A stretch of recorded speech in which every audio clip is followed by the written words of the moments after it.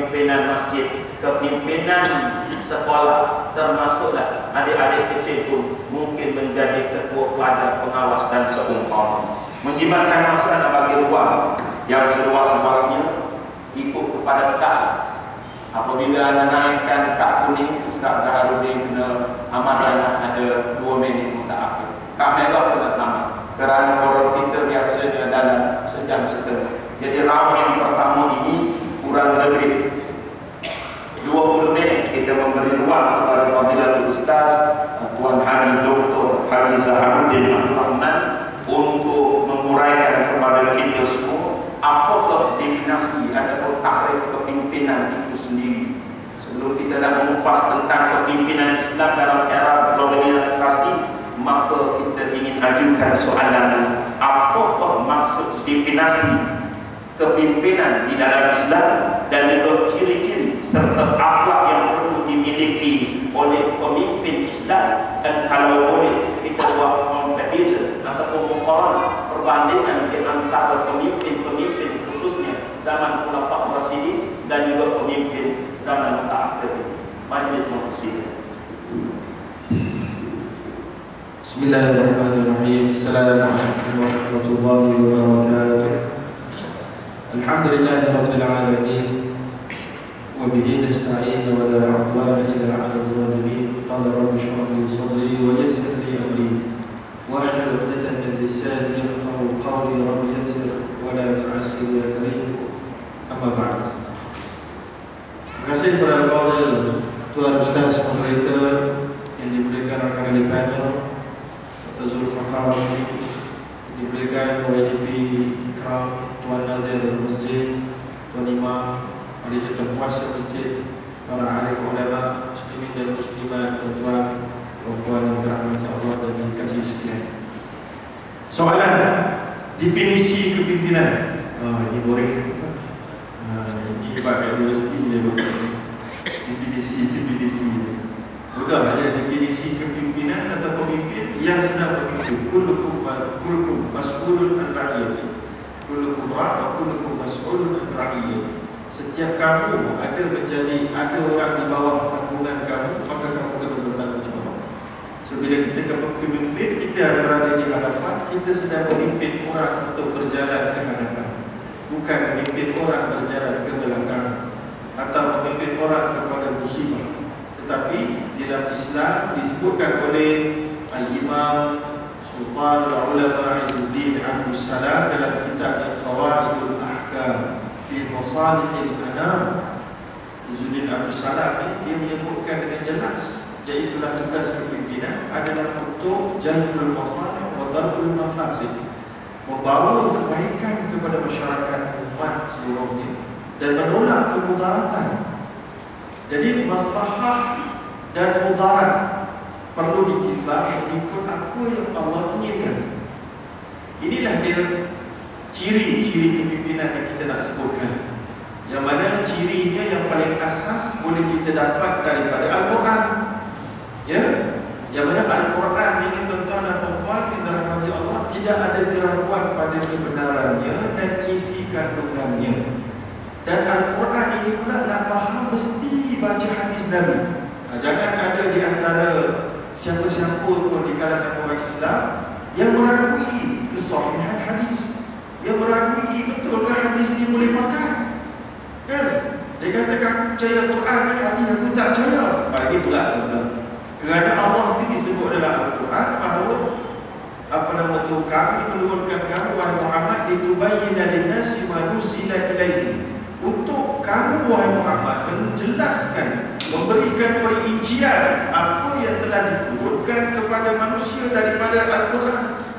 So sebab itulah bila Allah SWT memberikan pelbagai mesej yang berupa perintah, suruhan dan larangan, maka ada sebahagiannya kita tak boleh nak faham betul-betul kalau kita tak merujuk kepada Al-Hadith.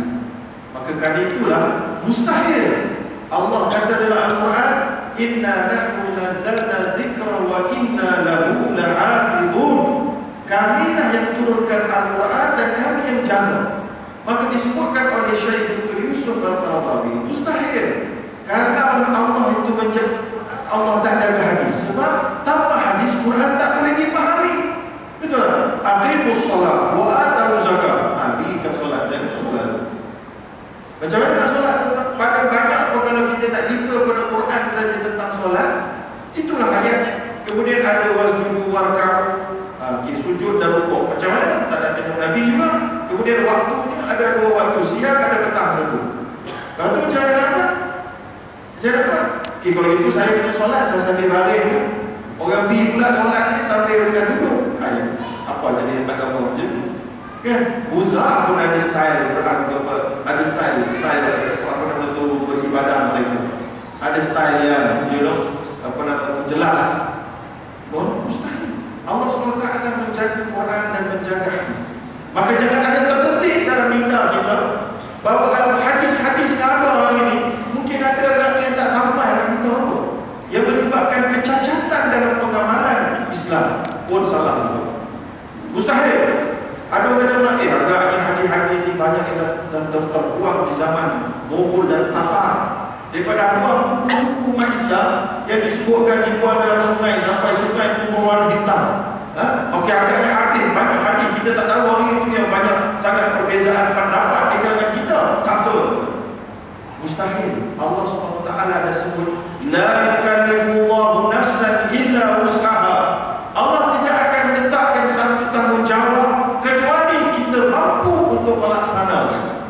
So kerana itu kalau kita tiba-tiba dah terputus daripada hadis, tak boleh laksana Al-Quran secara tepat, apa benda tuan-tuan? Allah SWT sebut dalam hadis Qudsi, inni haramtu dhulma ala nafsi, aku mengharamkan kezaliman daripada aku lakukan. Allah SWT tidak akan meninggalkan kita untuk buat satu benda yang tidak cukup maklumat dan informasi. Mustahil. Maka demikian juga Allah melantik kita menjadi pemimpin. Maka ciri-cirinya dapat dilihat daripada Al-Quran dan dalam hadis. Ada ciri-ciri yang dinamakan tawabi. Tawabi ni tidak betul-betul yang terpakai daripada zaman Nabi sampai zaman kita tak berubah. Sama macam contoh dia taat ibu bapa. Taat ibu bapa ni daripada zaman Nabi ke taat sampai hari kiamat tak akan berubah sampai bila-bila. Ini namanya tawabi. Ciri-ciri tawabi yang akan kita cerita sekejap lagi. Kemudian ada pula ciri yang kedua, ciri-ciri mutaghayirat sebenarnya. Iaitulah yang boleh berubah mengikut zaman dan keadaan dan suasana dan huruf. Ya, yang ini boleh berubah. Yang ini boleh berubah mengikut ijtihad pemimpin tersebut di zaman masing-masing, berbekalkan kepada kefahaman kepada Al-Quran dan Al-Hadis. Baik, kita pergi kepada ciri-ciri daripada kalangan tawabit. Yang pertama, ciri kepimpinan mestilah beriman kepada Allah. Ya, ciri kepimpinan mestilah beriman kepada Allah Subhanahu Wa Taala di setiap peringkat. Yang kedua, mestilah ini pun tak berapa relevan juga, tapi kita cerita sebentar dulu lah. Yang itulah baliknya, iaitulah apa nama tu, balik tu sudah tentulah kan. Kita nak cerita pemimpin negara terlebih dahulu, pemimpin organisasi yang besar. Baik, kemudian yang diperselisihkan di kalangan ulama adalah pemimpin itu mestilah bertakwa, dan juga pemimpin itu mestilah berilmu sampai ke tahap boleh berijtihad. Itu dia, boleh berijtihad. Maknanya boleh berijtihad ni dia ni boleh membaca Al-Quran ni dengan faham seluruh ayat-ayat dia, ataupun semua ayat-ayat ahkam, ayat-ayat hukum dia faham, hadis-hadis dia faham, nasih maksud. Cari dulu ni, insyaAllah susah. Jadi itu antara ciri-ciri yang tawabit yang dibincangkan oleh para ulama. Okay. So, jadi yang tawabit ni Islam. Kemudian yang keseluruhnya diuraikan oleh Allah sendiri dalam Quran, alladzina immakannahum fil ardi aqamus salat wa atau zakah wa amaru bil ma'ruf wa nahaw 'anil munkar wa lillahi 'aqibatul umur. Orang-orang yang kami berikan kepada mereka kedudukan di atas muka bumi, Allah kata ciri yang tawabit ini adalah aqamus salat, beriman lalu mereka perlu mendirikan solat. Kalau pemimpin kita solat saja dan dilihat pada khalayak awam tidak menunaikan solat, dan pada khalayak awam dia menafikan keperluan solat, maka dia ni kalau bagi pemimpin orang Islam kita kena buat sesuatu. Dia bukan lagi keaiban pribadi, tapi dia keaiban yang boleh memudaratkan sesebuah negara. Aqamus salat wa atau zakat. Yang kedua, pemimpin itu menunaikan zakat. Dia sendiri bayar zakat, bukan dia cakap orang suruh bayar zakat, cakap ke orang lain kita berjimat cermat, kan? Tapi dia pun tak bayar zakat, dia pun tak berjimat cermat. Contohnya.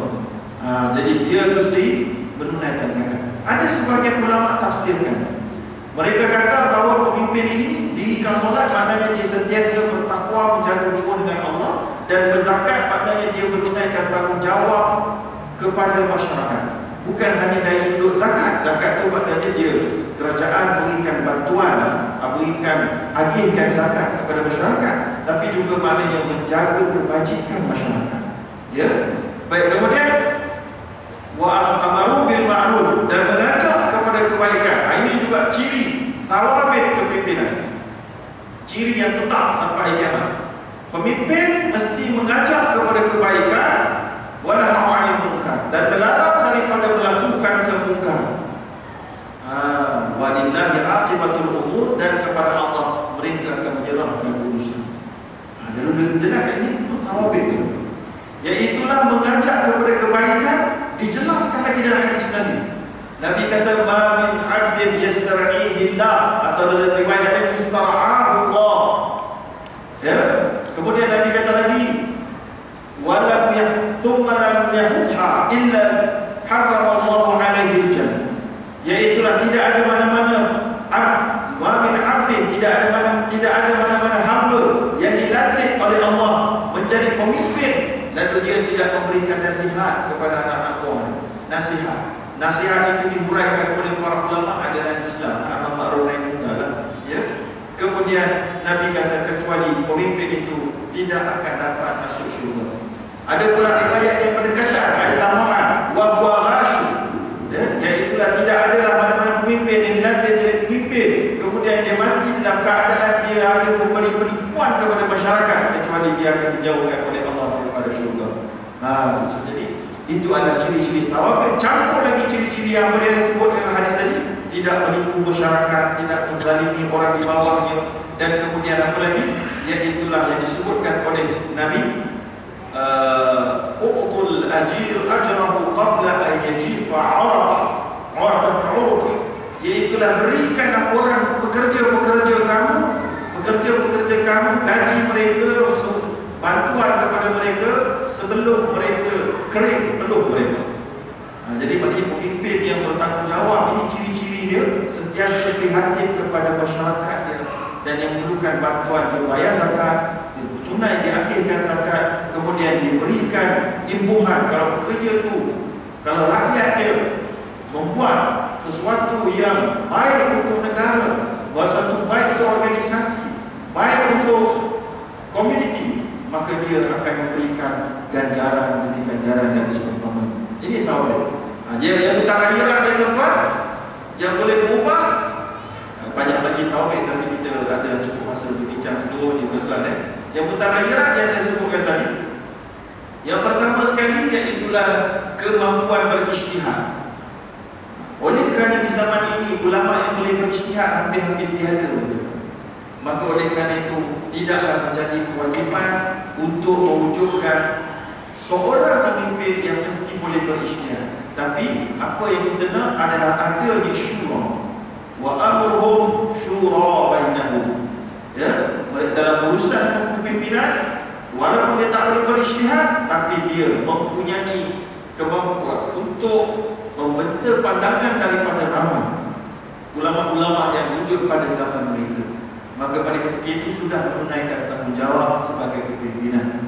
Baik, kemudian sedikit lagi soalan tadi ditanyakan berkenaan dengan perbezaan pemimpin di zaman Khulafa ar-Rasyidin dan zaman hari ini. Pemimpin di zaman Khulafa ar-Rasyidin dan zaman hari ini, kalau perbincangan para ulama, mereka menyebut bahawa boleh ada perbezaan dalam bab mutaghayyirat dan dalam bab strategi-strategi. Contoh, zaman Nabi syura dia dalam bentuk yang tertentu, iaitulah ada seorang rasul sebagai pemimpin, ada seorang khalifah, dan dia ada majlis syura yang tidak dilantik melalui demokrasi, tapi dilantik melalui syura, iaitulah melalui bukan pilihan raya tetapi melalui perbincangan oleh majlis syura. dan ada kalanya melalui meminta pandangan daripada orang ramai. So cara pelantikan kepimpinan boleh berbeza. Itu yang pertama. Yang kedua, yang mutaghayyirat zaman hari ini yang boleh kita sebutkan, iaitulah pemimpin itu sendiri dalam melaksanakan pembahagian dewan ataupun kementerian tidak semestinya ikut zaman Nabi, sebab zaman Nabi tak ada kementerian. Zaman Khulafaur Rasyidin, zaman Khalifah Umar Al-Khattab saja yang banyak kementerian-kementerian yang agak jelas, tapi tak semacam kementerian zaman hari ini. Maka itu juga termasuk di kalangan yang berbeza dengan zaman Khalifah, dan tidak ada masalah kerana ini adalah bab siasat. Bab siasat ni politik, maknanya dalam Islam dia punya prinsipal dia mesti tepat, tapi pelaksanaan dia dalam bab mutaghayyirat dan juga dalam bab tawabin ada perbezaan. So kesimpulan, perbezaan di antara zaman khulafa dan zaman kita dari sudut tanggungjawab kepimpinan yang sama adalah yang tawabin. Kemudian dalam pelaksanaan amanah itu boleh berubah mengikut perubahan zaman. Ada hari ini kita mengikut demokrasi, walaupun sistem demokrasi bukanlah satu sistem yang paling sempurna ataupun sistem yang bagus, yang paling sempurna, tapi kita masih boleh gunakan dalam limitasi yang tertentu. Saya kira itulah ulasan yang saya kira mampu saya sebut dalam keadaan yang spontan dan juga dalam waktu yang tidak panjang. Wallahu taala. Terima kasih. Majlis rakamkan kepada ahli tanya yang pertama, iaitu Dr. Haji Zaharuddin di atas pertanyaan berkaitan dengan definition atau takrif dan juga ciri-ciri serta beza di antara pemimpin silam dan juga pemimpin sekarang.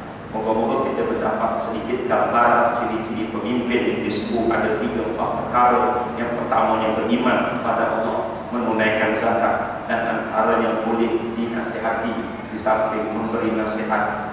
Sukalah saya untuk membuat nasi tambah sedikit di antara ciri-ciri kepimpinan yang hendak kita contohi, tidak lain tidak bukan ialah contoh kepimpinan Nabi.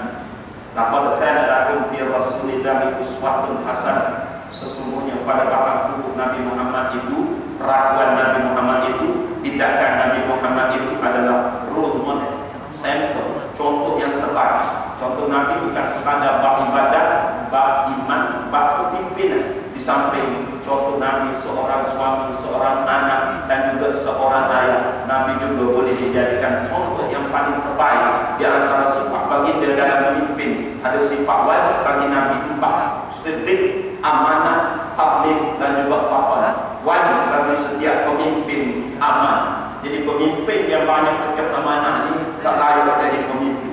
Dan wajib bagi pemimpin ini siddiq. Bagi pemimpin yang suka berbohong, sifat munafik, juga tidak layak kita contohi. Di samping sifat pemimpin mesti fatwa, bijaksana. Bijaksana bukan di sini saja, sampai ke sana. Nama pun bijaksana, bukan bijak sini, bijaksana. Berbicara tentang vision akhirat, bukan sekadar vision 2020. Di samping itu fatwa, dan ada juga ini itulah siddiq, amanah, tabligh, menyampaikan. Walaupun kadang-kadang kita berforum nak menyampaikan benda itu baik sedikit, tapi kena sampai boleh hati walau kana muka. Terima kasih di atas tanya yang pertama, dan maklumkan kepada sidang ada sedikit perubahan sebenarnya. Sebab anak pun ad hoc datang begini, jadi kita tidak dapat maklumat informasi begitu detail. Cuma diberi memo tadi jam 9 wajib aman. Forum kita jam 9 wajib aman. Kemudian extra time, masa kecederaan ini ada 10 minit. Jadi anda mengendaluan tak boleh dan 20 minit. Itu 10 minit. Tak ada kena-mengena dengan bola tak ada kena-mengena dengan pertahanan mana-mana. Cuma ada mungkin dia itulah agenda lain selepas jam 9-10 minit. Jadi untuk Dr. Zulfaqar, masa diperuntukkan kurang lebih 10 minit. Dan timing pun tuan-tuan jangan tengok kat belakang. Cepat dekat 10 minit jam sama. Nak suruh cepat habis forum. Jam mana tahu pukul 8 timur. Saya kat sini 8.28. Jadi dalam masa 10 minit ini kita minta kepada handle yang kedua, iaitu Ustaz Dr. Zulfaqar Ramli, untuk menjawab soalan boleh selaku pemimpin Islam, sama ada pemimpin setempat, topak, penggaul, penghulu, sampai kepada pemimpin negara, dia meraihkan wakil. Wakil ini religius masuk. dia mengambil kira iaitulah keadaan semasa ataupun menurut kehendak orang yang dipimpin. Dan di sana apakah batasnya? Sejauh mana kita patut berbuat demikian jika bertentangan dengan prinsip Islam? Soalan mudahnya, boleh tak pemimpin itu meragikan orang yang dipimpin? Ataupun kalau tak boleh, kalau boleh, apa limitasi? Dipersilakan dulu. Bismillahirrahmanirrahim. Assalamualaikum warahmatullahi wabarakatuh. Pada semua barisan pimpinan dan rekan sekalian, masa kecederaan oleh soalan yang dibagi memang akan menarik terus berapa walaupun mantap sangat benda lagi kita nak bincangkan, tapi oleh masa ni terus kepada boleh setakat mana kepimpinan yang ada boleh meragikan apa-apa tuntutan semasa. Sebelum saya jawab soalan itu, saya suka saya kasih tambah sebenarnya lihat bahawa dalam Islam kepimpinan itu tidak dapat tidak dipisahkan daripada apa yang disebut dalam surah Al-Qasas ayat 26. Apabila anak pada Nabi Shu'aib minta supaya ayahnya memilih Nabi Musa untuk menjadi inna khaira man ista'jarta al-qawiyul amin. Maknanya kepimpinan dalam Islam yang paling basic selain daripada apa yang disebutkan oleh Syekh Muhammad dua orang saya ini ada 3 benar di nama lain. Maknanya kestabahan yang keduanya mesti tidak dapat tidak seperti yang disebut dalam Quran tadi al-qawiyul amin. Kalau dua ni ada, itulah pecahan-pecahan kita yang banyak-banyak. Yang jadi masalah yang ahu biru ni ialah bila tidak ada al-qawi, bila tidak ada al-amin. Walaupun ulama berbincang dua ni dalam besar konsep apa itu kuwah, kekuatan dari segi apa, dan amin itu dalamnya termasuk juga al-adal, keadilan. Tapi saya tak sebut bahawa memang pemimpin ini kalau ada dua ni, kita boleh jawab soalan kecil-kecil yang tadi. Yang jadi masalah ni kadang-kadang kita cari yang kecil-kecil, rupanya tak settle yang besar. Bila benda besar tak settle, mulalah cari nombor tipu. Ya, ini yang masalahnya. Jadi kita nak dapat kepimpinan yang menciri-ciri yang berkemampuan dari banyak sudut. Sekiranya diletakkan di masjid, kemampuan dia pun tak di masjid.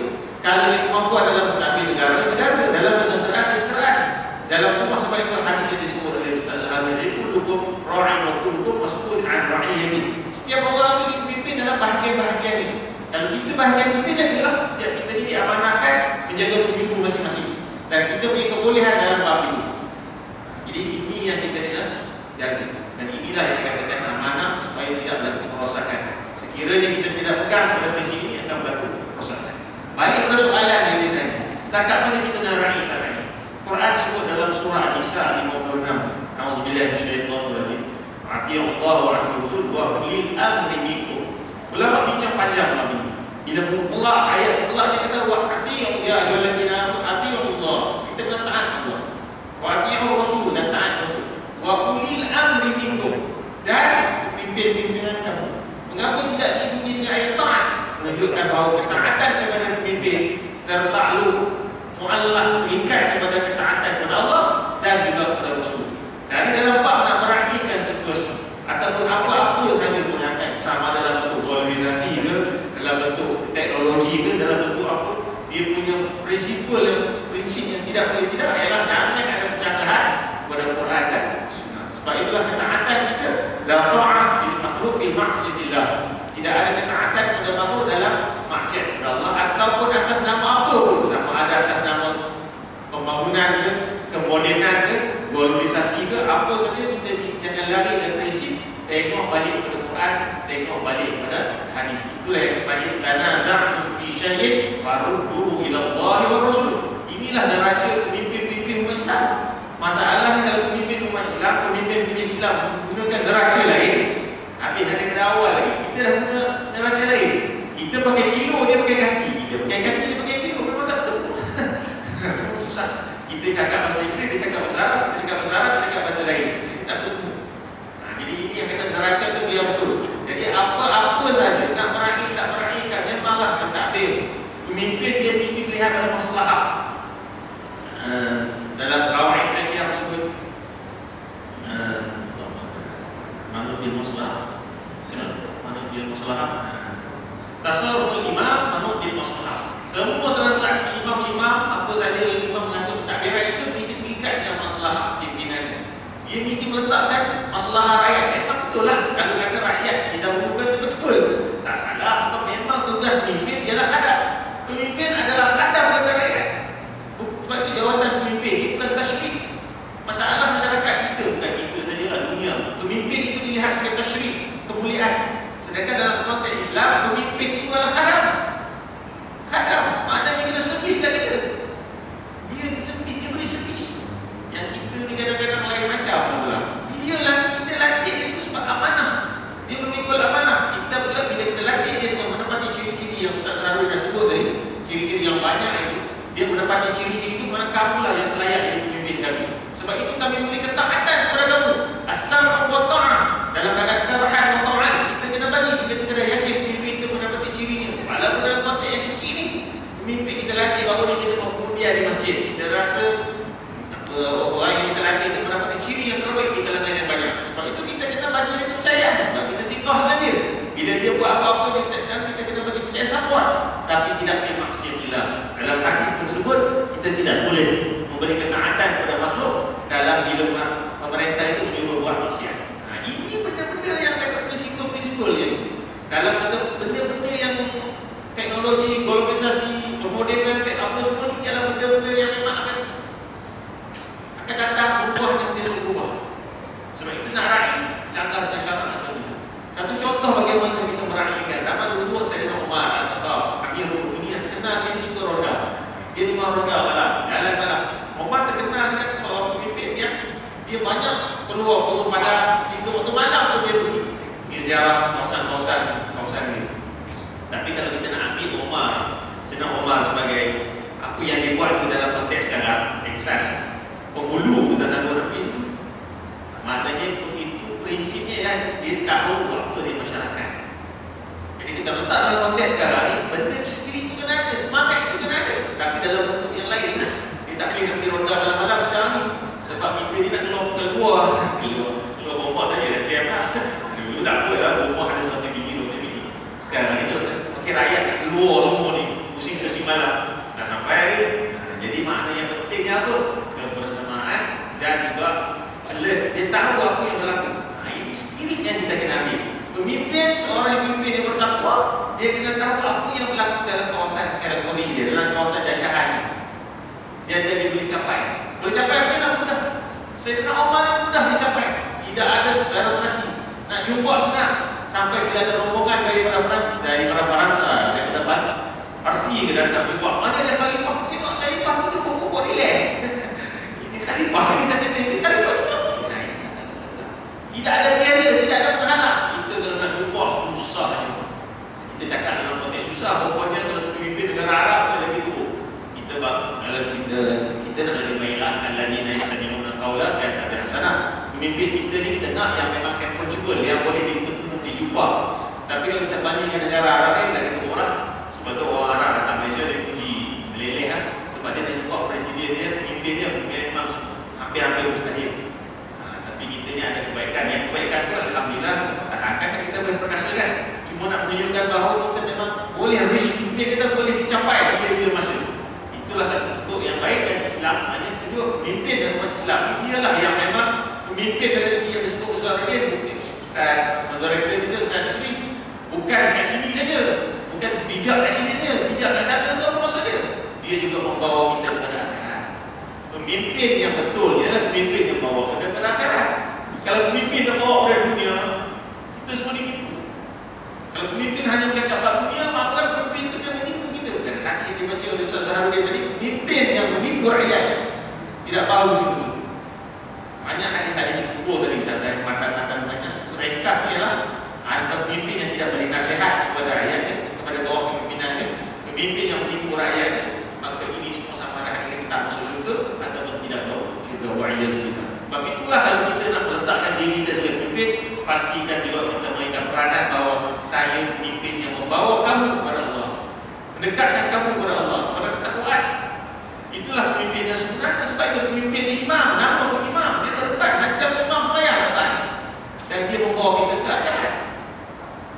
Kalau mana orang bawa kita ke belakang, Islam ni dalam kita punya martabat, kita punya ultimate goal, tujuan utama kita akan kembali balik kepada Allah. Tapi kalau pemimpin mana yang berpaling kita kepada Allah, berpaling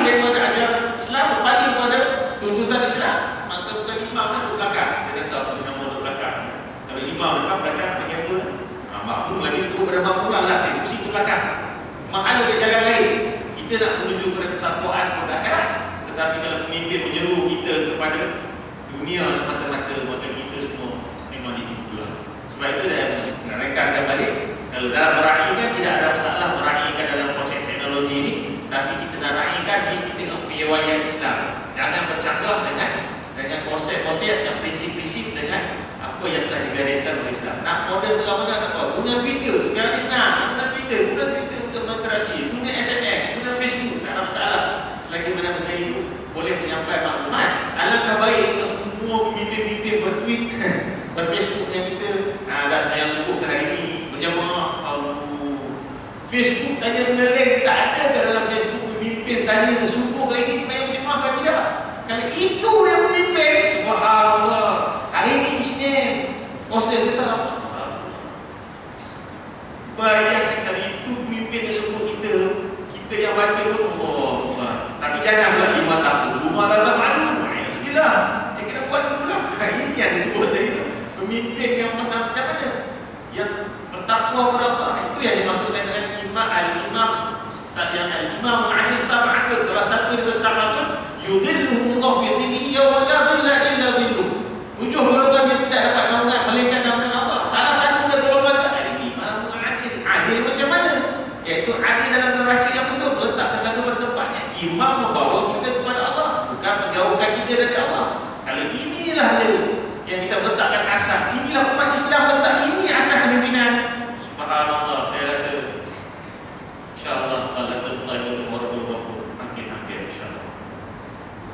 Terima kasih kepada Dr. Surfakot di atas pertanyaan dan juga jawapan bagi literasi ataupun meraihkan konteks masa ini dan juga contoh-contoh yang dibawa untuk renungan kita bersama. Teringat saya sebuah hadis Nabi yang menyatakan apabila meraihkan konteks atau hukum akal ini, satu saja limitnya ialah taat kepada as-sam wa ta'at 'ala al-mar'il muslim fima ahabba aw kana fa iza umira bi maksiatin fala sam'a wala ta'at. Wajib kamu dengar, wajib kamu patuh, sama ada kamu suka atau tak suka kepada pemimpin yang memberi order atau arahan kepada kamu. Tapi limit fa iza umira bi maksiatin, apabila order atau arahan itu, apabila disuruh buat di maksiatin, maksiat lawan Quran, lawan hadis, lawan hukum akal, pada sam'a wala ta'at, maka tak wajib kamu dengar dan tak wajib kamu patuh. Susah dan juga susah untuk kita cari bagaimana watak pemimpin macam Umar bin Al-Khattab yang diceritakan oleh ahli panel yang sanggup turun mana tengok keadaan masyarakat fakir miskin dan juga rakyat bawah. Kita turun juga kadang-kadang bermusim, kita turun 5 tahun sekali, sepenggal hari kita turun, dan kadang-kadang kita turun juga pemimpin, tapi kita turun bukan untuk melihat keadaan lain, turun untuk spontan apa dah tahu, spontan tahu, turun untuk intai benda lain. Sepatutnya macam Omar tadi turun suatu ketika dia terangkat urut seorang ibu, lalu ibu tadi suruh anak campur air dengan susu. Besok ini cukup terkena, tak ada orang lain, anak dan seorang ibu. Lalu anak berkata tak boleh, kalau kita campur air supaya penuh satu bagi, ini rasuah, tak boleh rasuah. Ibu kata kalau kita campur, Omar tak mampu apa yang kita buat. Ibu sekadar nak menguji keimanan anak. Tapi anak ini menjawab, ya ummi, laulam ya sayyidi fa innahu ya rabbus sayyidi wa aina rabbuki ya ummi. Mama, sesungguhnya Tuhan kita Omar tak mampu apa yang kita buat, tetapi Tuhan pada Tuhan kita, Tuhan Allah nampak apa yang kita buat. Wa aina rabbuki ya ummi, di mana Tuhan kamu wahai Allah. Lalu Omar menanti melihat adilnya, zuhurnya anak dan juga mungkin sampai disuruh anaknya Saudara Abdullah kahwin dengan budak ini yang namanya Fatimah. Daripada itulah lahir daripada sulbi Umar, keturunan Umar bin Khattab ini orang yang zuhud dan adil, namanya Umar bin Abdul Aziz. Untuk soalan yang berikutnya, ramai ketiga, apa Doktor pun dapat sabar-sabar lagi untuk jawab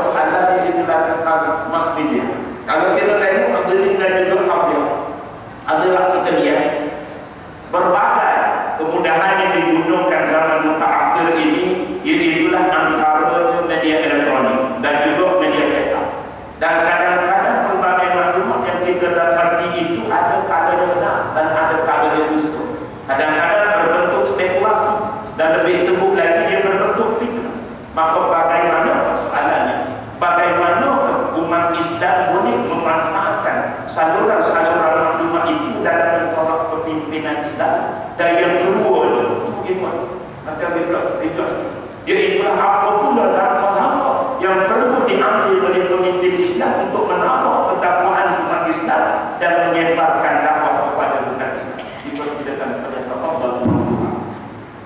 Bismillahirrahmanirrahim. Baik, dia masa peranan pimpinan dan peranan masyarakat Islam saja banyak yang sama. Yang sama adalah yang datang prinsipnya dalam Al-Quran dalam surah Al-Hujurat. Ya ayyuhalladzina amanu in ja'akum fasiqun binaba'in fatabayyanu. Wahai orang-orang yang beriman, ciri yang Allah nak ni bila mana Allah semua yang beriman, Allah inginkan kita semua berusaha dengan ciri tersebut. Iaitulah apabila datang kepada kamu berita daripada orang fasik. Fasikun binaba'in, dengan satu berita, fatabayyanu, hendaklah kamu periksa terlebih dahulu.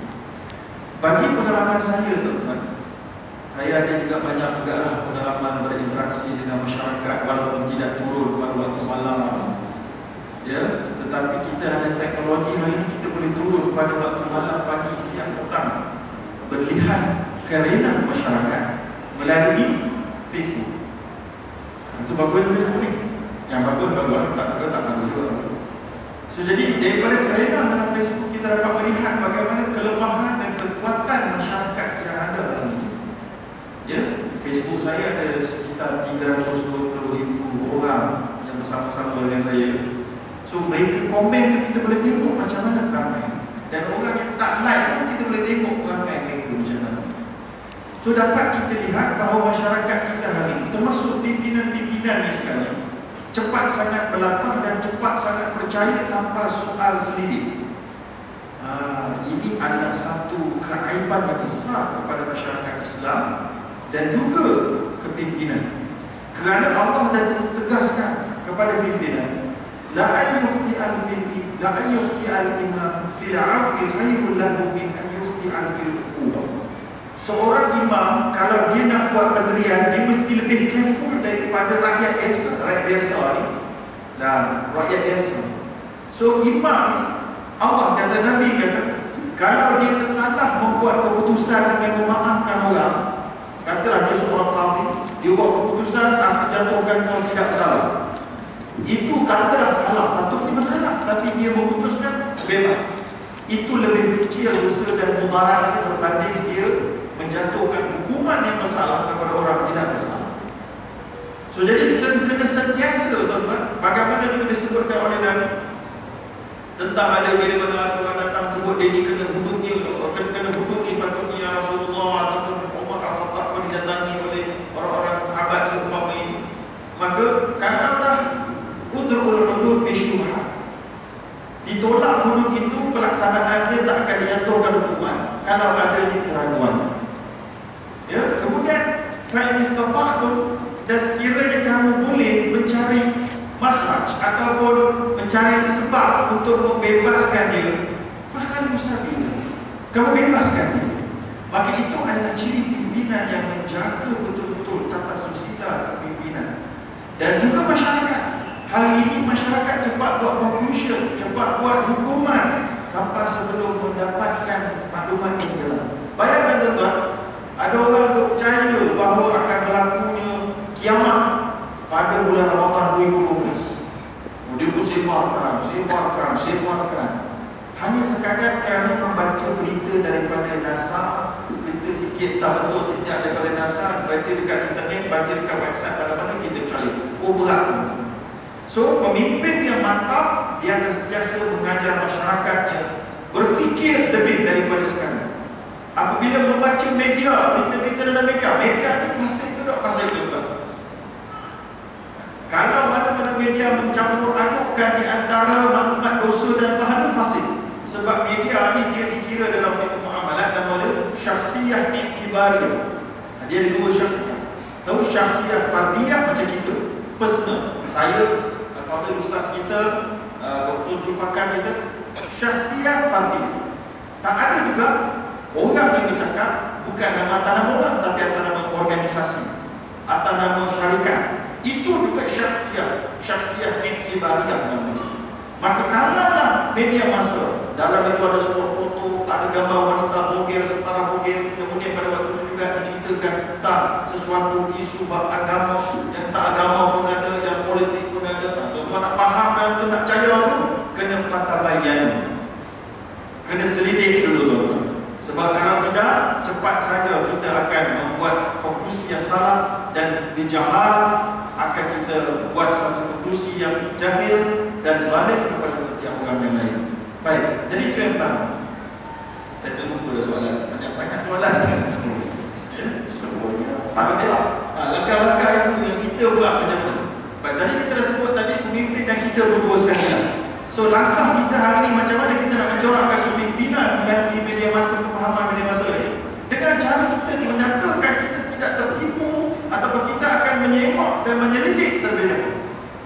Dan kalau ada mana-mana media masa yang terbukti menipu, kita kena tegaskan kita akan memboikot media masa tersebut, supaya kita rakyat membuat satu demand. Kita inginkan media yang sihat. Lalu orang di sebelah sana, orang yang menerbitkan media perlu supply. Kalau you tak supply apa yang kita demand, you akan rugi. So hari ini orang kita kata kita marah khabar sekian-sekian, yang kata ni banyak berita lucah. Tapi tengok statistik, Surabaya yang paling popular dalam Malaysia, yang paling banyak jualan dia. Kita duk hina majalah-majalah yang memaparkan gambar-gambar sebarang bogey. Tapi inilah rating yang paling tinggi sekali. Majalah seumpama majalah Solusi sebagai contoh, majalah yang baik isi kandungannya, yang mencipta fenomena baru dalam majalah Islam, hanya dapat mencecah 130,000 naskah satu bulan. Tapi kalau dibandingkan dengan majalah yang bermula huruf M tu, itu 1 juta apa kali? 600,000 tuan-tuan. Tuan-tuan tengoklah. So hari ini kita sendiri banyak membebel dalam Facebook seolah-olah kita yang malaikat dah tuan-tuan. Tapi dari sudut pengamalan, oh kita juga yang beli surat khabar yang bermula daripada huruf M, dan majalah yang bermula daripada huruf M juga, dan surat khabar yang bermula daripada mana-mana huruf sekalipun.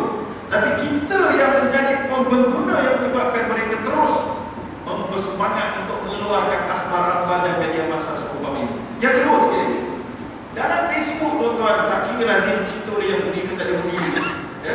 Hari ini dalam Facebook ke YouTube ke apa benda sekalipun, blog ke blogspot ke, orang boleh buat macam-macam isu tuan-tuan. Tak perlu masuk ke khabar pun mereka boleh cecah angka yang hampir sama dengan apa yang dicapai oleh surat khabar dan TV.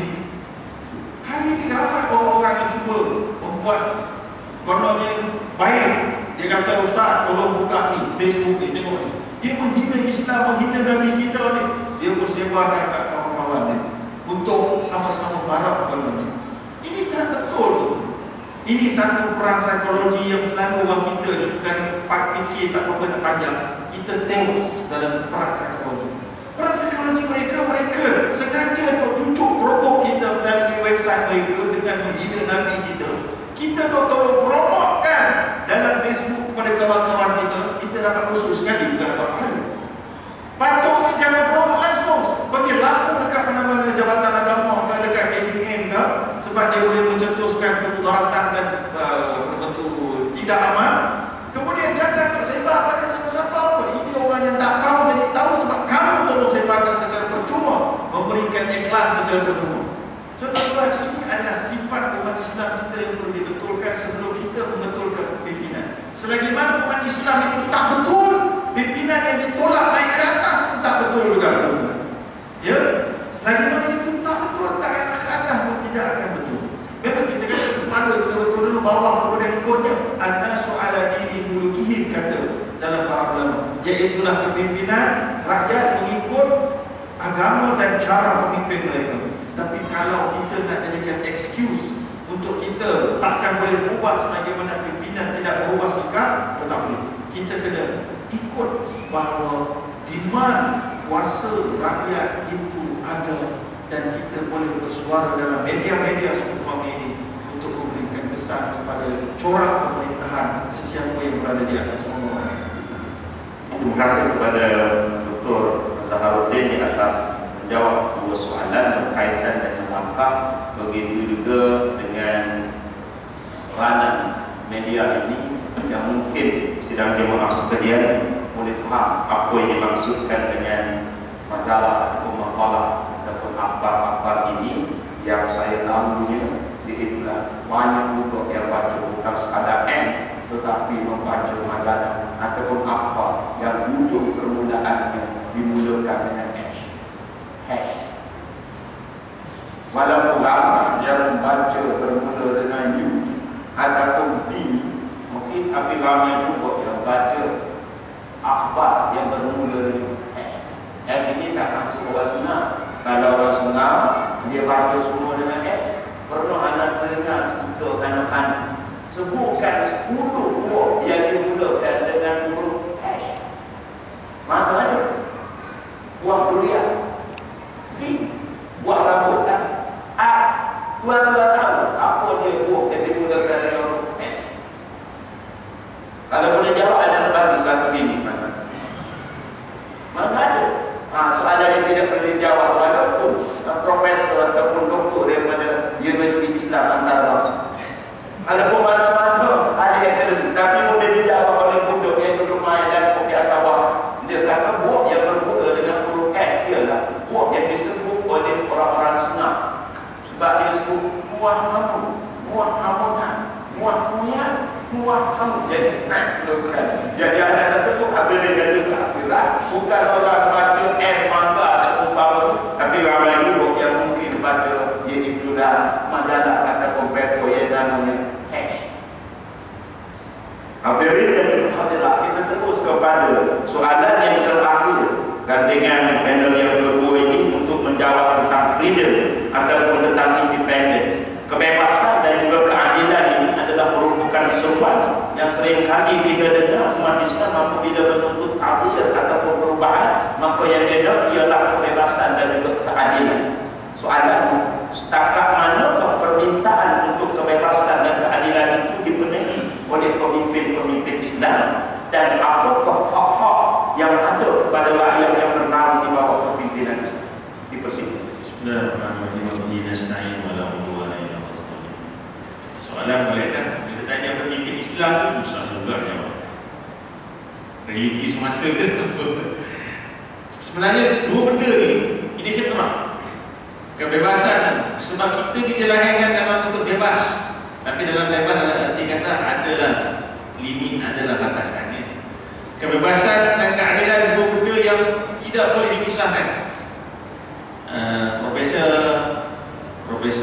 Waqaf ini ada tulis tajuk satu buku tentang hurriyah dan adal. Kebebasan dan keadilan dia fitrah manusia. Kita lihat bagaimana kenyataan yang dibuat oleh Panglima Rabi' bin Umayyah, Umayyah bin Rabi' itu terbalik kepada Panglima Rustum tentang apa mesej Islam, ialah dia menyeru tentang kebebasan dan keadilan. Hurriyatul din, daripada kebebasan menjadi menyembah manusia, keselamatan manusia kepada menyembah kepada Khalik yang betulnya, daripada kesempitan hidup, kezaliman kepada keadilan Islam yang luas dan mengadil. Inilah apa yang diucapkan oleh orang Islam, walaupun Nabi tak nak bagi sedikit akal, tapi penghayatan dia menunjukkan bahawa ini tidak dapat tidak, ini adalah fitrah insaniah, mahukan kebebasan dan mahukan keadilan. Sebab itulah Nabi SAW qudwatun lil mukminin, uswatun hasanah kepada kita. Dalam masa Nabi menjadi pemimpin agung, ruang untuk bersuara dibuka seluas-luas, dan ataupun digunakan nama syura. Nabi sendiri bermesyuarat dengan sahabat, dan Nabi tidak pernah menghalang sebarang expression of opinion, pandangan dan apa-apa saja, kerana Nabi tahu ini fitrah manusia. Cuma kadang-kadang yang mana salah ditegur. Inilah yang katakan pemimpin. Contoh kita ialah meraihkan rakyat mana manusia ini masing-masing nanti. Bila Nabi berkhutbah, tengah berkhutbah tiba-tiba orang Arab bangun, "Ya Rasulullah, kenapa jiran saya ditahan?" Nabi berhenti sekejap, Nabi sambung berkhutbah. Sahabat tanya lagi, "Ya Rasulullah, kenapa jiran saya ditahan?" Nabi diam sekejap, Nabi sambung berkhutbah. Kali ketiga, dia tanya soalan yang sama. Nabi tak tanya apa nama dia, tak tanya soal apa ambil nombor dan alamat, tetapi Nabi beri arahan kepada polis ataupun otoriti, sila bebaskan jiran ni. Mengapa Nabi kata begitu? Ada dua. Inilah bercerita tentang kebebasan bersuara dan kebebasan tidak ditahan tanpa sebab. Pertama, sahabat jiran itu dia berhak bertanya, mengapa jiran dia ditahan? Dia nak tahu apa sebab musabab. Dan Nabi beri peluang sebenarnya 3 kali kepada pihak pemerintah atau pihak otoriti menjawab mengapa jiran sahabat itu ditahan. Oleh kerana tidak ada jawapan, maka Nabi mengeluarkan arahan, hendaklah dibebaskan orang yang ditahan ini, kerana ditahan tanpa ada sebab yang munasabah. Itu menunjukkan bahawa pakej kebebasan bersuara, kebebasan insan itu dijamin oleh Islam. Dan alhamdulillah kalau kita kena pertahankan ini. Bagaimana Umar Al-Khattab ditegur oleh seorang wanita bila Umar nak letakkan mahar dia tu dia Umar nak letakkan perempuan tu mahar itu macam tiba-tiba baru seorang wanita menegur Umar Al-Khattab pemimpin bahawa kamu tidak boleh meletakkan fix, tidak boleh meletakkan kadar mahar, kerana itu hak kami sebagai wanita. Kami tengok bergantung pada kami punya status. Umar mengatakan perempuan ini betul, Umar salah. Inilah pemimpin yang kita nak mendengar dan memberi ruang kepada rakyat untuk bersuara, kerana manusia itu secara fitrahnya dia tak boleh dengar bodoh yang dia berhak untuk bertanya. Bagaimana Nabi meraihkan, Sayyidina Umar meraihkan. Terlihat dari satu bagaimana dalam konsep keadilan. Adil itu satu jenama yang semua orang impikan, kerana tidak ada kebahagiaan tanpa mendapat keadilan. Tetapi keadilan itu susah untuk direalisasikan, kerana dia kadang-kadang bersifat relatif. Dia tidak sampai, dia bukan bentuk-bentuk yang mutlak. Tetapi Islam gariskan keadilan yang macam mana. Di situlah yang kita kena fahami, supaya kita tidak awal beradil zalim. Itu saja. Kalau kita tidak boleh beri keadilan kepada semua, tapi kita tidak menzalimi orang, kita tak boleh bagi semua adil. Contohnya sembahyang, mana boleh? Sah pertama ni yang Nabi kata kalau siapa tahu fadilat sah pertama ni, maka mereka akan bergusti. Kata kalau semua ni faham, semua ada sah pertama yang boleh muatkan 50 orang. Macam mana nak beri keadilan? Tak adil. Itulah siapa sebab dia dapat. Itu je. Kita tak boleh lagi 1, 2, 3 nama sekian ni semua dah dapat result. Tak boleh. Itu zalim. Jadi Islam haram. Sebab masing-masing berhak duduk tempat. Rule dia siapa sampai tempat, dia duduk sah pertama. Jadi adil itu macam mana? Islam buka. Kamu nak dapat, cepatlah datang. Tetapi zalim macam mana? Orang tu datang awal, dia tak berhak. Kenapa? Itu dah jadi sebut A, B, C, D, E, F, G, H, I, J, K. Itu zalim. Itu yang kata kadang-kadang keadilan susah untuk buat untuk semua, tapi yang pentingnya jangan ada kezaliman. Inilah Islam, agama yang meletakkan innallaha yaqulu. Kita diingatkan jaga Jumaat. Subhanallah, selain kita takwa, diingatkan kita sebagai bertakwa pada hari Jumaat, kita selalu imam kita tutup, hati kita tutup dengan innallaha ya'muru bil 'adli wal ihsan. Maksud itulah mampu buka mata semua kedua habis. Sebenarnya itulah mesej yang penting, dimulakan dengan takwa, disudahi dengan supaya kita sentiasa buat menuntut keadilan. Tajuk keadilan ini besar, memang betul-betul masa kecederaan. Kita yang pentingnya kita faham di sini bahawa Islam menggunakan kebebasan bersuara, harta kebebasan berhimpun untuk melahirkan syiar, tapi di sana ada batasan-batasan. Sebab apa batasannya? Tidak melanggar syarak. Batasannya bukan batasan pribadi, tapi tidak melanggar syarak. Tak bolehlah buat demonstrasi buka baju, buka seluruh nama orang. Itu batasan syarak. Tidak bolehlah pergi demonstrasi sekiranya apa? Kita telah menzalimi orang lain, memukul orang lain, memusnahkan agama. Itu semua orang tahu. Tetapi kebebasan bersuara, kebebasan meletakkan ekspresi kita untuk menzahirkan ekspresi itu, itulah dia dipanggil syiar Islam. Wallahu a'lam. Terima kasih kepada Dr. Zulfaqar di atas ketua ataupun formula untuk kita menjaga kebebasan pada waktu yang sama, iaitu keadilan yang dituntut oleh orang yang kita pimpin. Jadi sebenarnya jam menunjukkan 9.10 minit itu tidak tepat dari hadapan, dan selalu teknik jam ini tepat jam pukul 9.03 minit, dan kita diberi masa kecederaannya 9.10 minit. Jadi anda mengambil kesempatan minta supaya yang berbahagia Dr. Haji Zaharuddin Rahman untuk membuat sedikit penggulungan ataupun resolusi filsafat berkaitan dengan forum yang kita perdebatkan atau perbincangkan tentang pimpinan dalam Islam. Bismillahirrahmanirrahim. Yang pertama, apa-apa yang kita boleh buat balik, kita semua adalah pemimpin di peringkat kita. So tidak ada excuse untuk kita untuk mendenjari kelemahan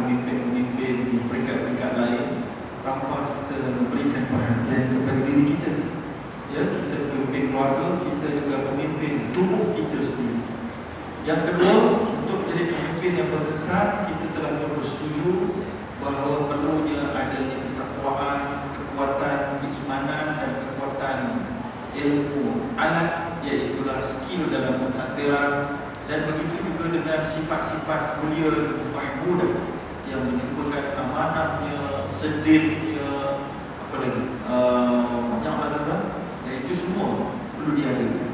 Yang ketiga, kita juga perlu memahami bahawa sifat-sifat yang kita sebutkan tadi adalah prinsip. Adapun implementasi pentadbiran untuk mencapai keadilan boleh berubah mengikut zaman. Ya, kalau dulu syura yang mungkin berbeza dengan syura di zaman hari ini.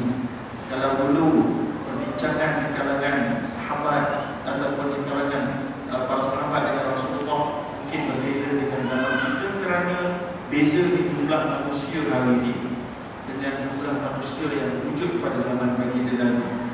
Ya, sebab memang ternyata manusia yang ada hari ini hidup 6 bilion.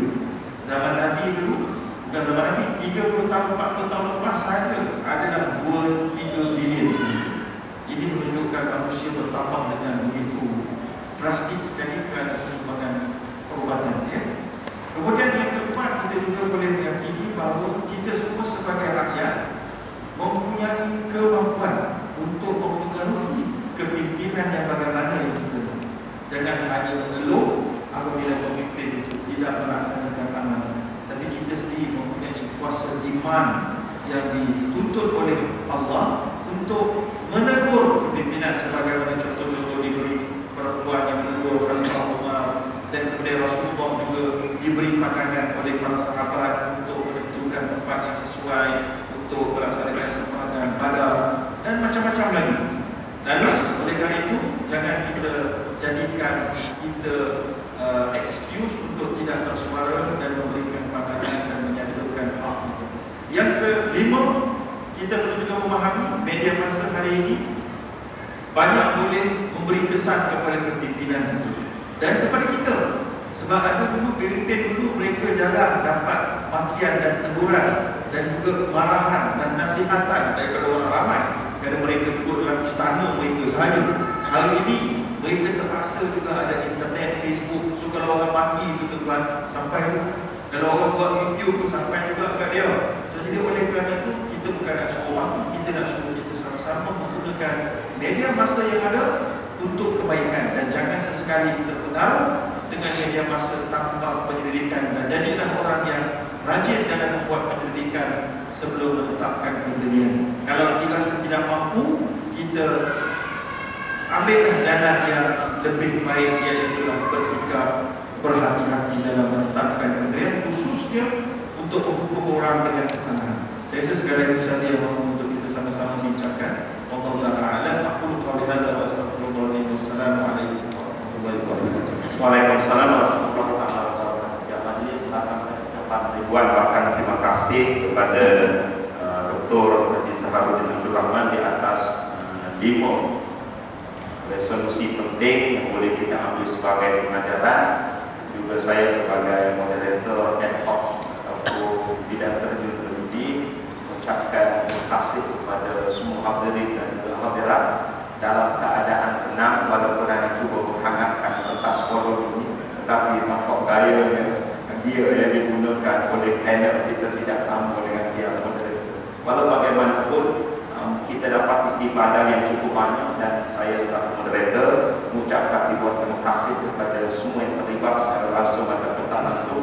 Juga mohon maaf kalau ada kekurangan kecacatan mengendalikan panel yang berbaju kepimpinan Islam dalam era organisasi ini. Dan yang paling penting, setelah kita dapat beberapa information dan knowledge berkaitan dengan kepimpinan, kita boleh menentukan pemimpin mana yang layak mengikut perspektif Islam. Moga-moga ilmu yang kita dapat ini boleh dijadikan panduan untuk kita memilih pemimpin mengikut sudut pandang Islam ataupun daripada kacamata Islam. Jadi saya mengakhiri majlis dengan setakat pantun ataupun 2 rakaat sebelum diserahkan kepada pengacara umum, pengurusi umum Ustaz Hanan. Okey, sekali lagi terima kasih kepada Gani dan panel, Ustaz Dr. Haji Sahabuddin Abdul Rahman dan Dr. saya Ustaz Musli Arifin daripada Bawah ini ucapkan selamat dan juga mohon maaf dengan ucapan orang Melayu dia ada berkata kepada orang yang pandai terpantun. Kalau ada sumur di ladang, bolehlah saya bertempat mandi. Kalau ada umur yang panjang, di lain kesempatan kita jumpa lagi. Kalau ada jarum yang patah, jangan disimpan di dalam lori. Kalau ada silap dan salah, I want to say I am very, very, very, very sorry. Kau kayu dan selasih. Thank you and terima kasih. Aku qauli hadza astaghfirullahaladzim wa lakum. Assalamualaikum warahmatullahi wabarakatuh. Itu silakan Ustaz. Terima kasih.